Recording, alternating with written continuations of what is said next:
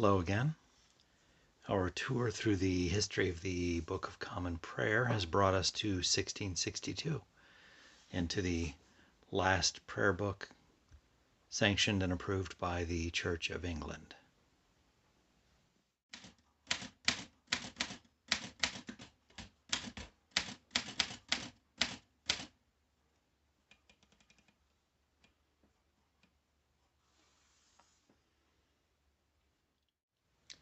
We ended our last video with a look at the 1559 Common Prayer Book, which was the immediate predecessor to the 1662, and a lot happened between the 1559 prayer book and the introduction of the prayer book that is still approved for use today, the 1662. Among those things, the colonization of North America. So when the Pilgrims, of course, arrived in 1620, something we celebrated the commemoration of recently, they likely did not bring copies of the prayer book with them, but if they had, it would have been the 1559. The Pilgrims, Puritans, of course, were no fans of the established Church of England, so we're unlikely to be celebrating using a Church of England prayer book. But several years prior to that, with the first English colony in North America, Jamestown, we know that they brought the English prayer book with them, and likely the Geneva Bible, the King James having not yet been authorized or translated.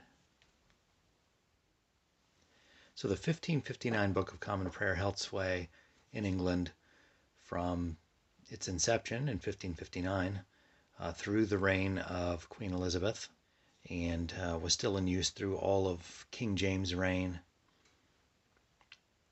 and through James' successor, Charles, who had a pretty disastrous, we'll say, reign as king. Charles really didn't make friends anywhere, vacillating rapidly between what appeared to be Catholic sympathies and Protestant sympathies, from marrying a Catholic princess in Europe to attempting to force the Scots to adopt use of the 1559 Common Prayer Book. He was not making friends anywhere, and so his disastrous reign ended up in the English Civil War, which saw an end to prayer book worship for some time, roughly a 20-year period, before the reestablishment of the monarchy, and very quickly thereafter the introduction of a new prayer book of 1662, which is the one we're going to be talking about today. I have here an Oxford edition, Oxford Standard Edition of the Book of Common Prayer, which I found at my local thrift shop for $1, I think it was. I've covered this in another video, and maybe I'll put a link to that, one of my very first videos on this channel. It's a very nice, small, portable edition of the Common Prayer Book, but the print is still very much legible. It's a hardcover with sort of a fake leather print to it. The 1662 Common Prayer Book borrowed very heavily from the 59, which in turn borrowed heavily from the 49, which in turn borrowed heavily from the Catholic liturgy in use in England, the Sarum Rite primarily, at the time of the break from Rome. So not a lot of new ground covered in the 1662, but apparently they got the mixture just right, because this, again, instituted in 1662, has held sway in terms of being the approved prayer book up to the present day in the Church of England and all of its offshoots. going to take just the briefest of tours here through the Book of Common Prayer. At the beginning we have some introductory stuff, the preface, various kind of introductory paragraphs, how to use the book, etc. We have lessons and calendars next. Two different calendars, a civil and a church calendar, which I don't think were original to the 1662. These are later calendars that were added to the beginning, I believe. A table of feasts. We move into the orders for morning and evening prayer, which is primarily what I use the prayer book for. And it's very similar to the later American revision of 1928 that I use for morning and evening prayer. There are various prayers for the days and seasons throughout the year, and then the collects and readings for Sundays throughout the Christian year. I'm recording this in the first week of Advent, releasing this probably in the second week of Advent. There are some saints' days which the prayer book tradition whittled down significantly from Catholic practice. Instructions for the Holy Communion, for baptism. We have a big chunk of the book taken up with the Psalter, which in 1662 did not use the King James. It stuck with the Coverdale Psalter, which is interesting, but I guess people had been so used to praying through every 30 days, praying through the Psalms in the Coverdale version, and I guess it would have been too traumatic to switch to the King James, which is also beautiful, but the Coverdale Psalter, to my ears, has a certain charm that would have been lost if they'd changed. All of the Gospel and Epistle readings here have been rendered in the King James, which is obviously a change from the 1559 prayer book, which was produced when the King James Bible hadn't yet been translated. So it makes sense that they would use the Authorized version for the scripture readings here. But yeah, for the Psalms, they kept the Coverdale translation. Some instructions on consecrating bishops, priests, deacons, etc., and ordering of priests. Okay, so, and then articles of religion, sort of the very short catechism for the Anglican Communion, and maybe we'll go through those sometime. And that is the entirety of the book, around 700 pages, crammed into this tiny little form. Really well made. You can still find these brand new from Cambridge or from Christian Book. I recommend it. I think it comes possibly also in a leather and in a larger size. Pagination would be the same, they just increased the size of the font, which is already pretty readable in this edition. So, very nice, recommended this Cambridge edition. I added the ribbons. They didn't come with any ribbons. And these tiny little things, one of my first attempts at adding ribbons, and probably should have went with something a little wider, but I thought such a tiny book needed a tiny ribbon. Oh well. Another notable version of the, or edition of the 1662 Common Prayer Book is this Henry Holt edition. And they have a series of these books on different biblical topics. This is Common Prayer. They also have a separate Psalter because the Psalter is not included here. They have a book in this series similarly illustrated for ancient hymns. They have one for the Gospels. Some others that are not coming to my mind right now, but it's like a soft cloth cover with this interesting design on the front. And, whoop, little private info there. Okay, maybe I'll edit that out. And this is on like a glossy paper, a thick glossy paper, and as I said, they took out the Psalter, which shortened it considerably. It's about 375 pages, and nicely illustrated throughout. I was using this actually some for, I didn't adjust my, there we go.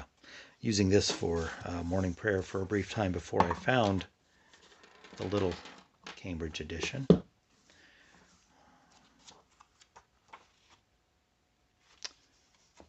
Very nice, lovely production.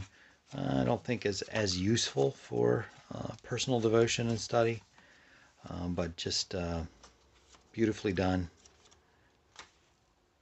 Authentic, period appropriate illustrations throughout. So pretty much has everything except for the Psalter. I just did that again, didn't I? So the last edition I want to look at of the 1662 Common Prayer Book. I debated where to put this in the series because it's a brand new publication, at least in the past year or slightly more, from Intervarsity Press, 1662 Book of Common Prayer International Edition. And there's a terrific video interview online that I'll put a link to in the description from the two editors of this edition, describing what led them to do this, what was their rationale behind it, what changes they made, what things they left the same. It's an extremely light revision of the 1662 edition, and it's beautifully packaged. It's this green, I don't know what color of green that is, but it's a really lovely green with gold embossed print here on the spine and this interesting cross on the front. White pages, so no gilding or anything like that. Hard corners there, one ribbon, and it is a sewn binding. The basic point of this is they made a few subtle changes to some of the wording to bring really antiquated language up to date so that it would be understandable to a modern reader, but those changes are very light. They did, however, adjust the book to a more international audience. So in places where you would have prayers specific to the Queen, for instance, the government in England, which was appropriate for the Church of England, but for those worshiping that are not under the authority of the Church of England, seemed a little out of place, although the Queen certainly is in need of prayers. But to follow the rule for praying for those in authority over us, they've made it a little more generic and open and included prayers that would represent a number of different political situations. So somewhat like the 1928 prayer book has done for Americans, this is just more broadly focused. So not just for America, but for those in the Anglican tradition worldwide. One thing that jumps out immediately is the rubrics as intended are in red here, which I'm going to say is overall a plus. I think that's terrific. It makes it easier to know which parts you're reading aloud and which parts are instructions on how to read it and posture and such like. However, I think maybe they ought to have chosen a different shade of red. This is like some of the worse red letter edition Bibles. It's a little bit hard on the eyes, but as you use the Book of Common Prayer, you rely less and less on the rubrics, so they tend to kind of blur into the background after a while, which is a good thing. But overall, I do think it's a great idea to put the rubrics in red in this edition, the instructions on how to pray, the various sections, or how to perform the various ceremonies here. Again, very few changes that I can see, and you know, they could have went a lot further in updating the language and didn't, which is good, and instead put a glossary in the back so that some of the terms that are in the 1662 version that may not be familiar, you can look at them up in the attached glossary. For instance, bans, B-A-N-N-S, means a public proclamation of a forthcoming marriage, from the French ban.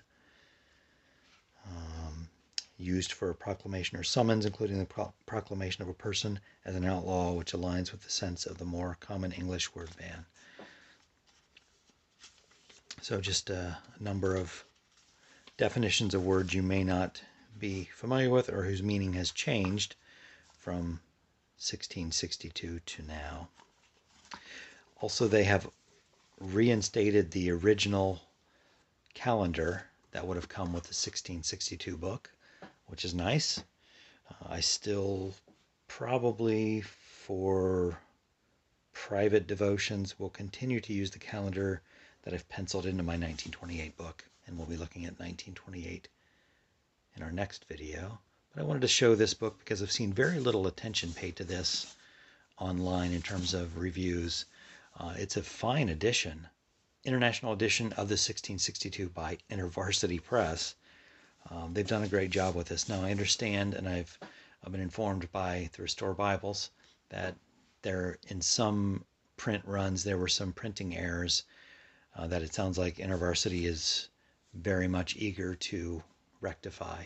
I didn't notice any errors in printing, any mess-ups in this book. Maybe I just haven't come across it yet, but I've gone through it a few times.